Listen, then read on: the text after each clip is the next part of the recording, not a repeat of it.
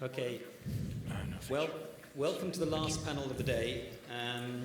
Our challenges will be to cover topics of not just insurance, but passion, love, and frustration maybe in our panel. But I set that challenge to my panelists, who I'll introduce now, and that's Philippe Dumont, from the CEO from Crédit Agricole Assurance France, Allegra van Hövell-Patrizi, CEO of Aegon Netherlands, Thierry Philipponnat, Chief Economist Finance Watch, and Alexander Sarrigeorgiou, Vice President of Insurance Europe and Chairman and CEO of Eurolife Group in Greece. Now, we'll aim to, if we have enough time, for some questions at the end, so please do use the application to post some questions or support questions posted by others. But we are aware of the timing, so we're going to try to wrap up just, I think, 10 minutes over time at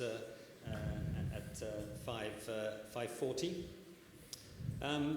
Now, we are covering as Carol mentioned, the priorities and pitfalls of ESG investment. So obviously there is a link to the previous panel because ESG is around social, environment and corporate governance. And obviously the social part, that does link to the issue of diversity. But often the focus is on the environment, at least at the current time. But we'll try to see to what extent we can cover all those elements. Now, in terms of the environmental side, at least, there are many estimates of the level of investments that are needed in order to fund the transition to the sustainable society. And if we focus particularly on the money needed for a net zero transition, the one thing that's common about them is they're all huge numbers. For example, the European Commission has estimated that 260 billion is needed every year between now and 2030 in order to reach the transition on energy and climate change needed to meet the 2030 goals. But even larger numbers I've seen estimated. For example, recently I read in the FT that they have estimated that in terms of the necessary global infrastructure for just hydrogen supply, 20 trillion of investment will be needed between now and 2050. Now, it's widely recognized that this can't be achieved through public investment alone, and a huge element of private investment needs to take part in this process. We had earlier in Insurance Europe, from Insurance Europe's president's speech, that the European insurance sector has 11 trillion of assets under management. And so we can and we want to play a role. In fact, many insurers have for some years been setting up internal processes in order to help steer their investments towards sustainable investment. However, Insurance Europe has identified over the last few years 3 key elements which can act as potential barriers for insurers to play their full role and in sustainable investment. And one of those is around the data, because up to now there's been little comparable and easily accessible information about investments that can allow insurers to implement sustainable investment strategies. There's a need to improve Solvency II so that it better aligns with a long-term business model, and then so it can support rather than hinder the long-term investment that comes with sustainable investment. And there's also a need for just more sustainable investments. Now, the good news is, in principle at least, the Commission has initiatives to address these. On data, we have the Taxonomy Regulation, the Corporate Sustainability Reporting Directive, or CSRD, and insurers will also have to report under the Sustainable Finance Disclosure Regulation. And on Solvency II, we of course have the Solvency II review. And in terms of the availability of sustainable investments, we have the EU Green Bond, we have the transition plans, which we're expecting to come as compulsory through the Due Diligence Directive, and we have other initiatives such as the Fit for 55, which can play a role.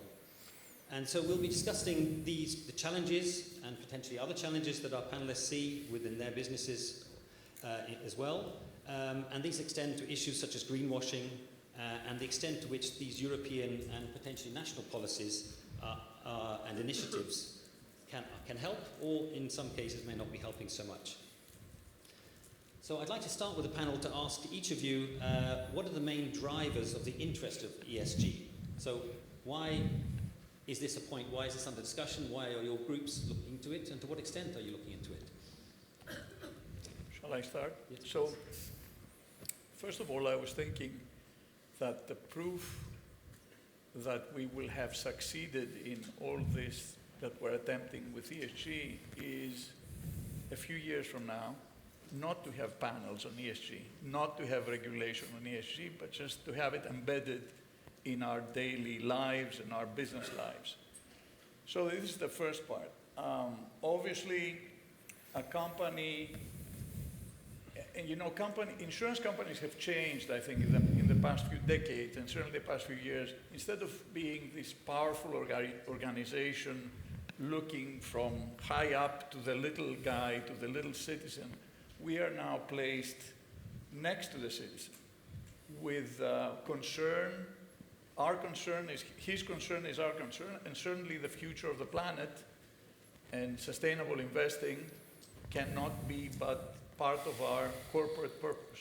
That is number one. Of course, governance is there, and governance serves to align interests and markets, and hopefully I'll have a chance to talk about smaller markets in the next few minutes. But it is part of our, I mean, you cannot be an insurer and not care about the future, so it's part of our existence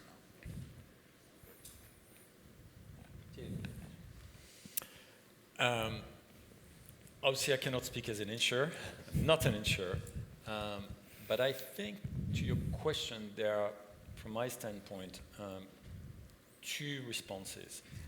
The first one is citizens' pressure. And obviously, citizens are insurance companies' customers. They're the same people. And that links directly into something which is essential, in my view, when we speak about sustainable investment or ESG investing. And you'll hear me probably several times on this very topic tonight, which is the notion of the impact of business on society and on society's sustainability, the inside-out impact. And that's citizens' pressure, because at the end of the day, citizens are interested, you know, especially the younger generation, but not only. I don't belong to that generation. I'm very much interested in that. So that's one thing. And the other side, obviously, is, well, insurers feel ashamed of saying this in this forum, are risk managers. And obviously, sustainability risk create huge risk for insurers. And I'll stop here. I'm stating the obvious here. But that cannot not be taken into account. And that's the outside-in financial impact of sustainability on insurers. So those two dimensions combined, it's an obvious insurance subject in my mind. What are the key drivers for us? First, Crédit Agricole Assurance is the insurance arm of Group Crédit Agricole, which is a mutualist group. And for more than a century, we have invested in our territories and for sustainability. You have there our purpose statement, which is act every day in the interest of our customers and society. So it's really something very important for us. And we have a societal project where we invest in, of course, energy transition, but also inclusion, which makes links with the last panel. And also for transition for agriculture and food business. So I would say it's really embedded in our DNA. And then I would also mention 4 other drivers. The first one is obviously customers. Thierry stressed it, so they expect, of course, nice returns, less risk, but also investments that are useful for the environment, for the society altogether, and it's a very important driver. So second, it's our staff. It makes also a link with the last panel, which is they expect us not only to be very efficient in the way we do business, innovate, but also act in the interest of the community. And so if we want to attract the best talents, of course, we need to be present there. The third driver is that our shareholders, we are ourselves investors, so I would say our shareholders, of course, expect us to invest in a sustainable way. And on top of that, but I would end up the list with regulatory pressure, of course. If we have regulation, we have to invest and be present in ESG. But I would say we have not waited for regulation to be present in this field. I think my colleagues have said everything theoretically that makes sense. And I'll take it to very simple language. It's simple common sense. Very few of us wake up in the morning and say, you know what, I'm going to deplete the earth, make a mess, and make sure that I'm as unfair as I can, right? We wake up in the morning saying, I would like to be a good person. I would like this place to be a good place for my children. I would like to be a good place for my grandchildren. So what do? Sustainability. The same way that you take care of your house, you make sure that it's healthy, that it's beautiful, that it's clean. It's exactly the same thing. Common sense. It's the right thing to do, and it's the right thing to do for everyone. Clients, colleagues, communities, everyone. So that's why we do it. I think that sums it up very well. But it also makes it sound easy. So maybe if I turn to you first, is it so easy to achieve as it is to want to achieve? I always like to bring things to simplicity. And so when you wake up in the morning and say, I will be a good person, a good mother, a good father, a good colleague, a good husband, a good wife, yes, that's very easy to say. But then you actually need to define what it means. And all throughout your day, you face little choices where you think, is this coherent with who I want to be? So ESG has exactly the same thing. As a company, you say, I want to be sustainable, I want to help this or that. But then comes a myriad of small and big choices. And I think the whole point is to be coherent in those choices. Nobody needs to be everything to everybody. That is impossible. Like you cannot, as a human being, please everyone. But what you want to make sure is that you have a number of values, a number of drivers, a number of motives that people perceive through your choices and actions to be coherent, to be understandable, and to be genuine. And so greenwashing basically is, in my view, that feeling when there is a slight disconnect between what you say and what you are perceived to doing or you're doing. And so it's exactly like being a decent human being.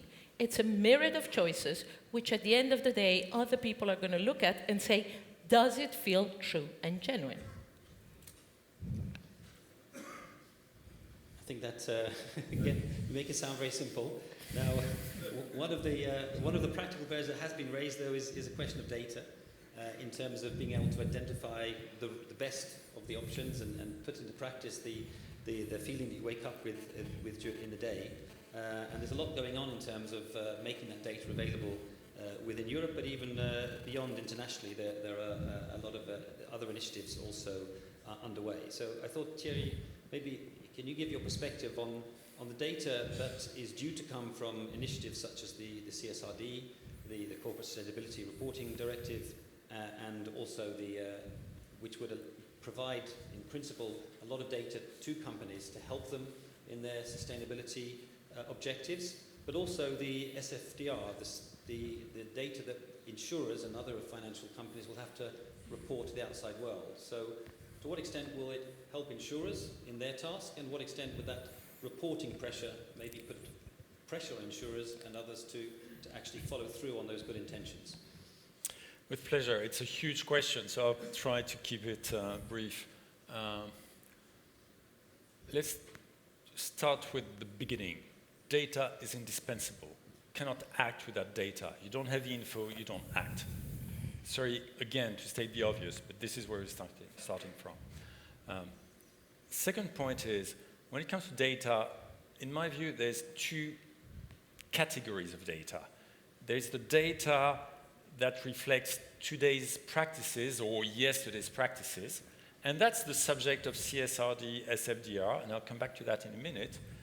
And then it's the data to try to anticipate what's happening tomorrow when the world is less and less sustainable. It's not me speaking, I'm not a doomsayer, it's the IPCC says, look at the world in 50 years' time, whoops, not very nice.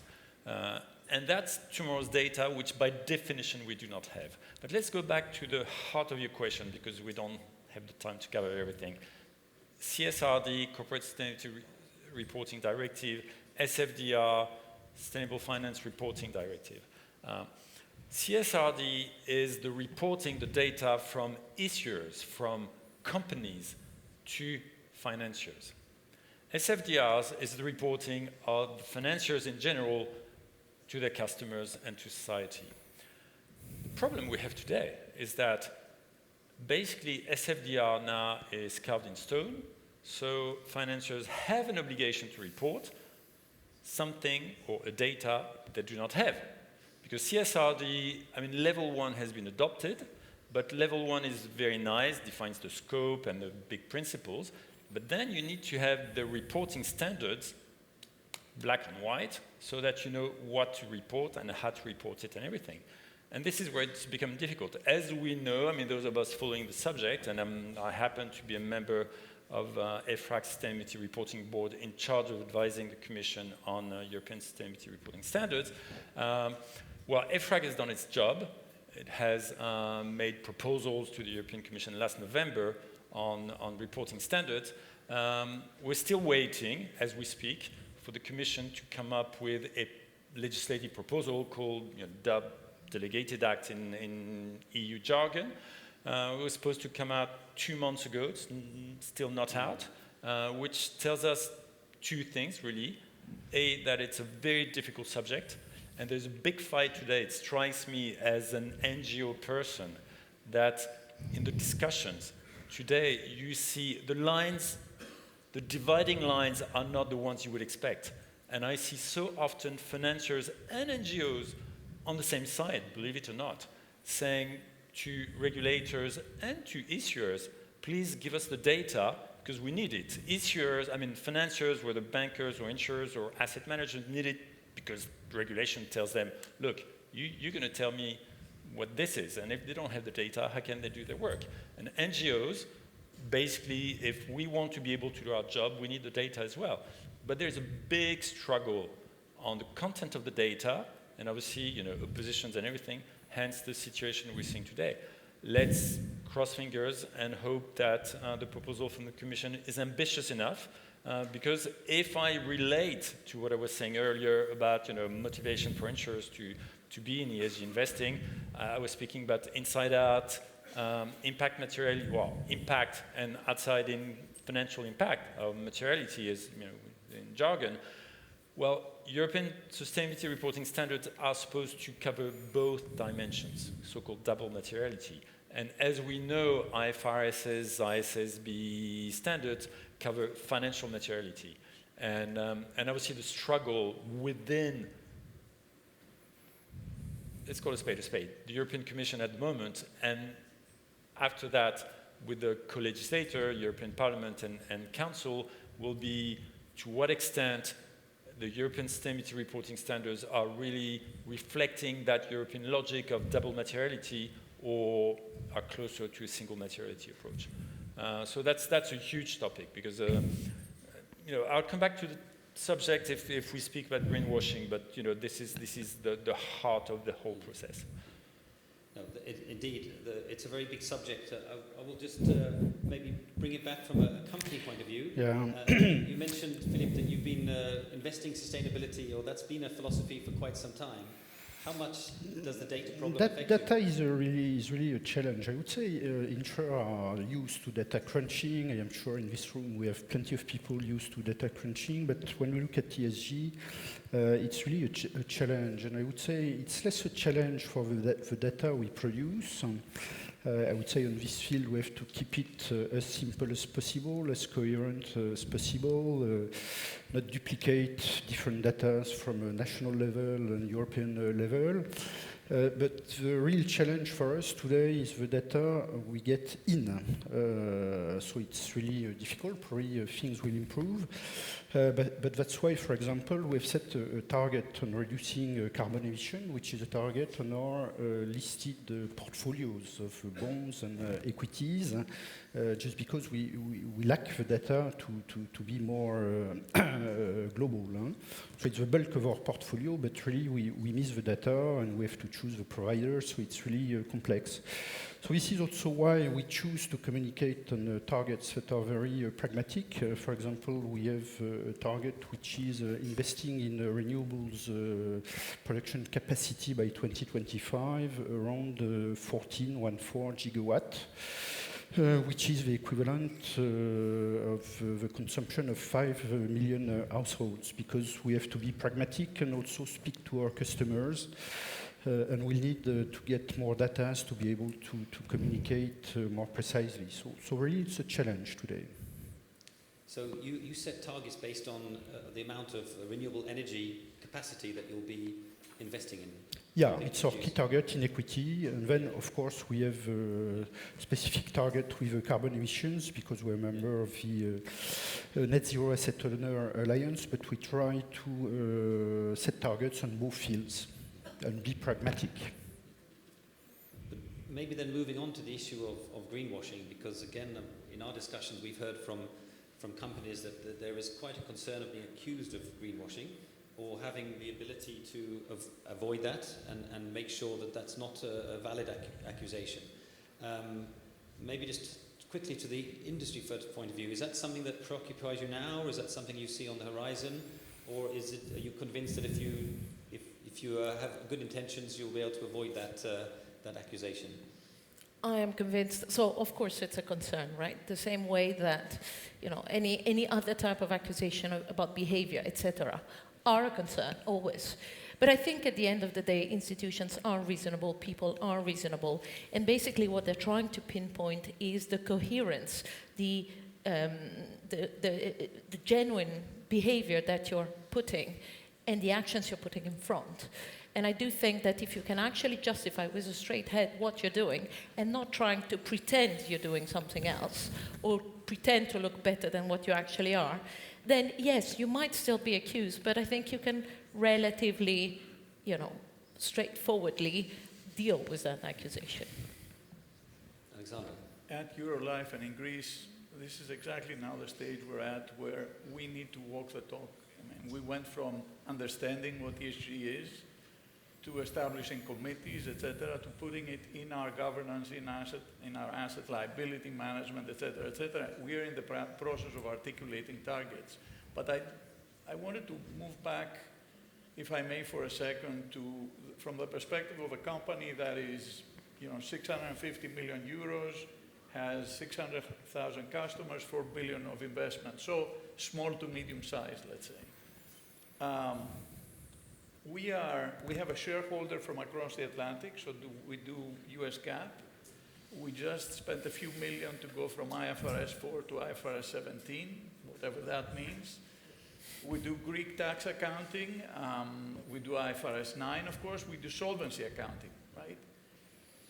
We are spending huge resources, and the panels before alluded to some of the reporting requirements on things that some have definite value and some have questionable value, in my humble opinion.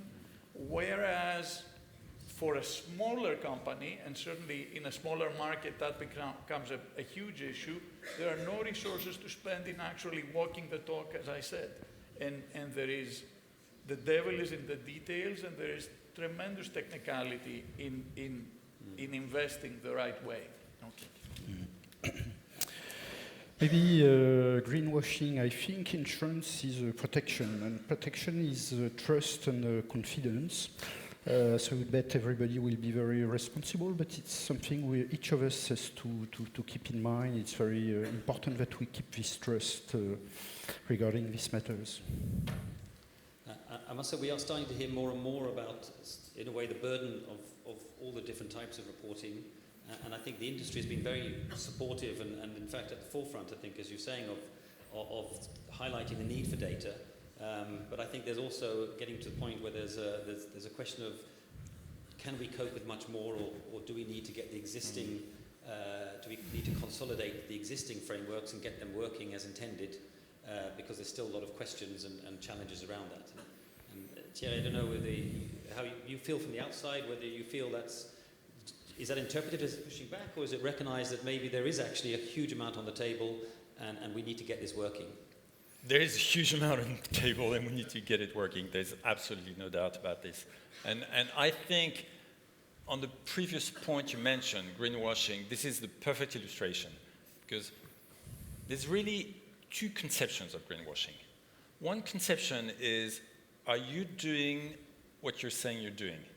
And frankly, supervisors are very, very well equipped to check that. They know how to do that job. You know, you're saying you're doing something, well, let me check you're really doing it. So I'm not saying this is behind us, but this is relatively easy to solve. Second conception of greenwashing is much more tricky. It is what you're doing making a difference to the sustainability of the world? And let's be honest, nobody has the complete, full, 100% scientific answer to this question. So this is where it's becoming difficult. And it becomes even more difficult, and that relates to your question about, you know, we have a lot on the table, let's get it sorted. It becomes particularly tricky. Sorry, I lost my thought. Okay, I'll find it again. We'll come back to that. But maybe a link question to the whole issue of greenwashing, but maybe more widely about some about the practicalities, because there's talk of maybe needing labels, needing more clarity on definitions. To what extent do you see a need for something like that? And that's open to anyone who has, if you have views on the need for labeling. Well, I think this is a very important topic. Discussions are ongoing with Article 6, Article 8, Article 9. It brings a lot of instability. At the national level, we have also things moving on labelization. It's very difficult really to set a clear cap if we have instability on definitions and labeling. So it's really, we talk about challenges, it's really a crucial issue for us as investors, but I would say all the most for the customers, because we are going to lose them totally. So it's very important. Yeah, and you know, linking the two subjects again, I mean, the key is really what it means for both sides to do sustainable investment. Because for many people on the business side, I'm using on purpose a very general word, sustainable investment is about the impact of sustainability on the profitability and on the risk of the investment. For the customers, for the citizens, going back to the same subject again, it's about the impact on the world. And what we need to do, if we want ESG investing to mean something, to prosper, is to clarify the objective. We need to clarify the objective. And you know what? In my view, both objectives are perfectly legitimate as long as you state clearly what you're trying to achieve. It strikes me that in ESG investing today, it's not clear. In ESG rating, we're waiting for a new piece of regulation on the subject. You know, first of all, ESG, well, E, S, and G are, excuse me, oranges and apples. You know, you're adding things that are fundamentally different. And then you're not saying whether you're rating, you know, the impact on society, on the impact on the finances of whoever is investing. So, and I think it would be childish and unproductive, but that's what we're doing actually in the regulation today. You know, to say this is better, this is less good, this is more important, this is less important.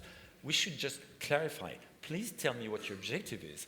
And all the debate, and sorry, I'm coming back to that, perhaps because it's what I forgot, but greenwashing is that one side is thinking of one conception and the other one is thinking of the other conception. We're putting different realities behind the same words, hence all the difficult and unproductive and unhelpful debates. So, you know, if we want regulation to be efficient, to me, this is the one thing we need to do, clarify the objectives. If I may, explicit. Coming back to what you said about what the customer is expecting from us. Yes, they're expecting from us to be socially responsible and green and all this, both in our investments and our underwriting, by the way. We haven't talked about underwriting. It's a full circle. But at the same time, they're expecting the highest possible return, the cheapest product, the best value for money. And these don't necessarily always go together. So that is why I mentioned before about the need for regulation to create a level playing field. Because if the field is not level, there's going to be arbitrage against the green guys.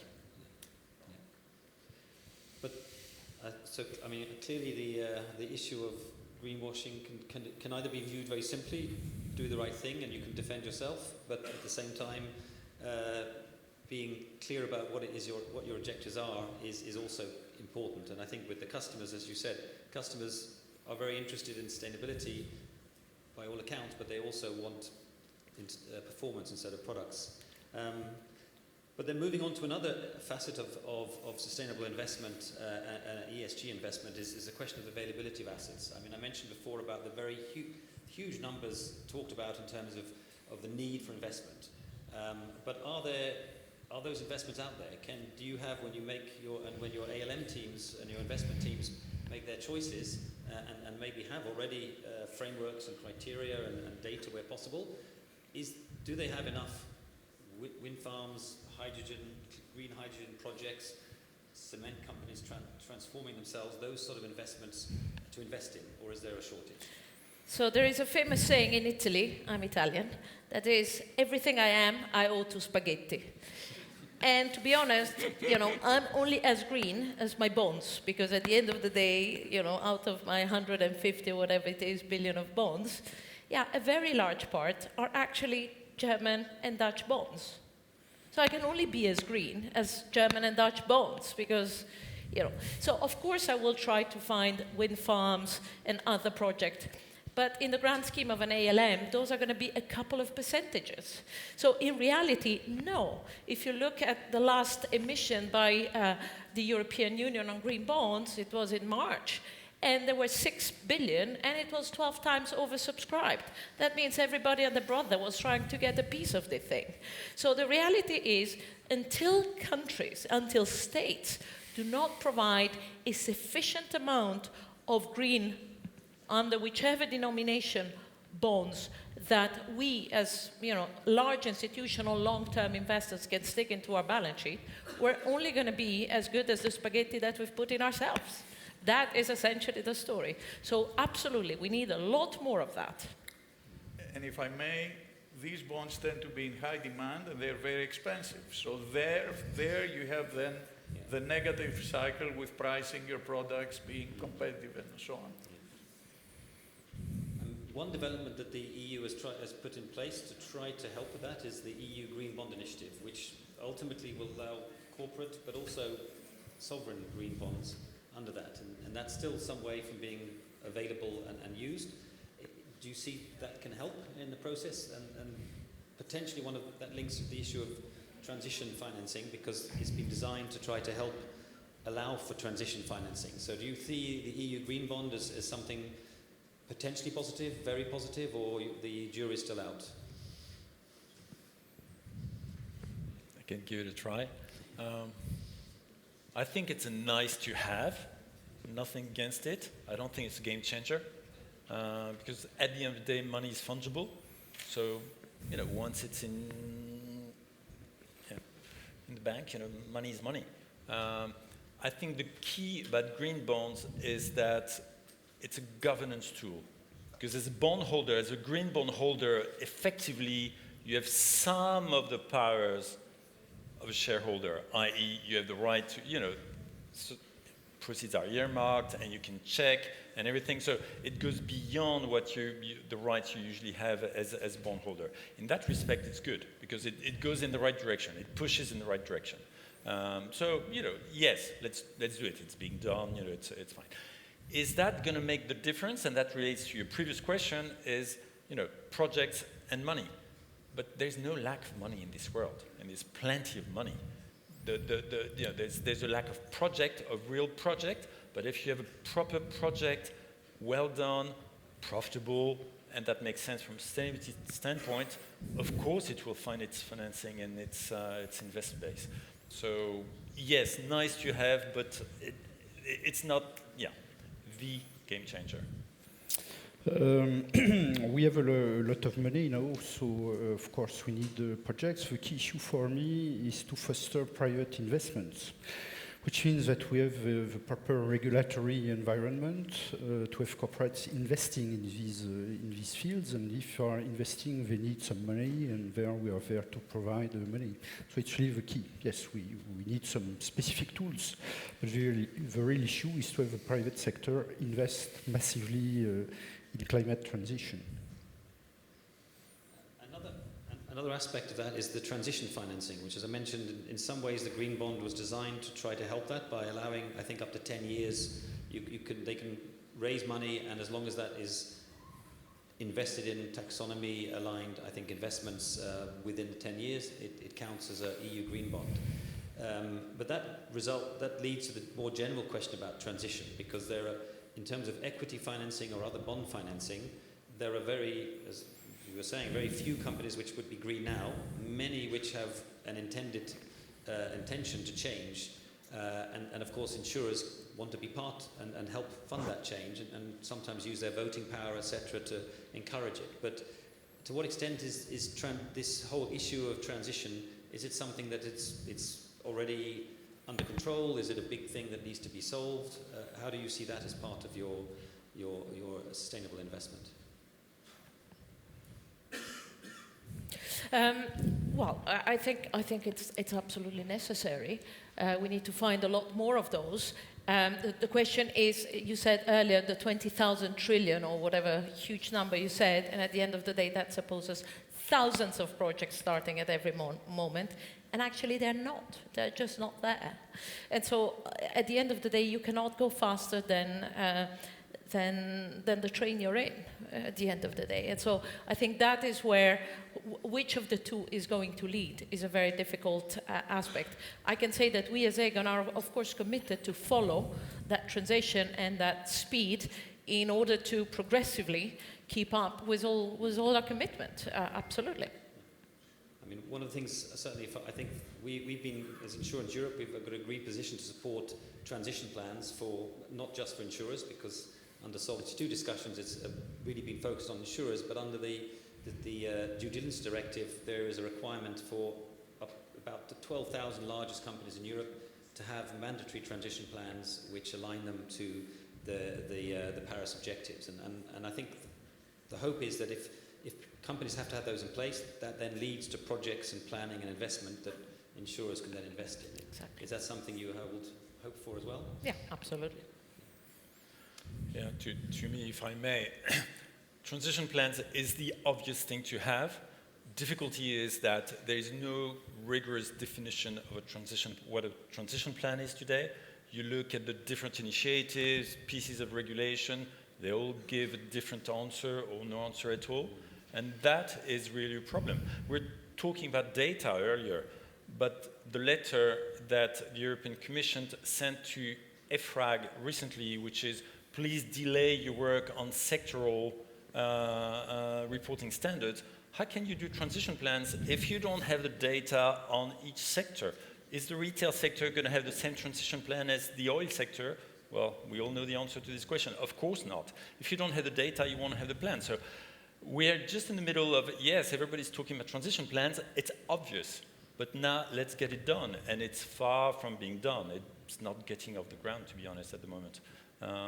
But yes, I mean, transition is the obvious thing. I mean, if you look at the taxonomy alignment of the EU economy, or as a matter of fact, of investment portfolios, it's very, very, very low. And for one reason, you're talking about single-digit percentages. For one very simple reason, it's normal. The world is not sustainable. Here again, it's not me saying it, it's the IPCC. So it's normal, it should be low. So the question is not what's sustainable today, but what will be sustainable tomorrow. So this is absolutely vital. So, of course, transition plans are very necessary. What is difficult for us insurers is to try to figure out what is useful today and what is necessary tomorrow. And I will take this example, which is today you find investment projects in renewables where you have also gas electricity generator to cover the electricity need when you have no wind, no solar power. So do you invest? It's gas. So do you invest? It's helpful to promote renewables, but in 10 years, 15 years' time, how will we look at this generation of electricity through gas?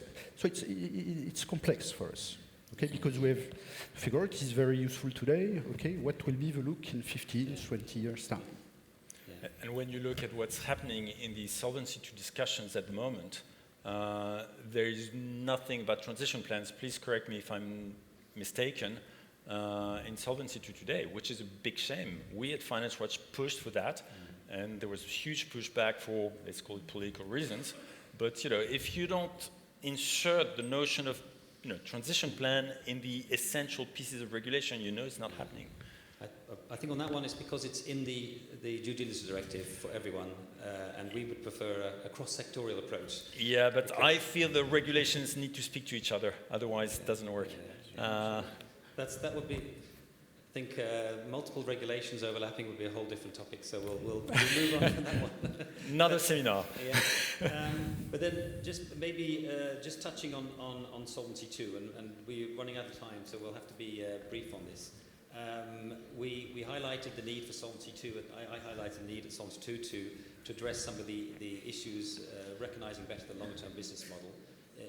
To what extent do you think that can help? I think that's essential. I think the point was made before of some of these assets are more expensive, right? But at the end of the day, your return on equity or on capital is only as big as your capital consumed.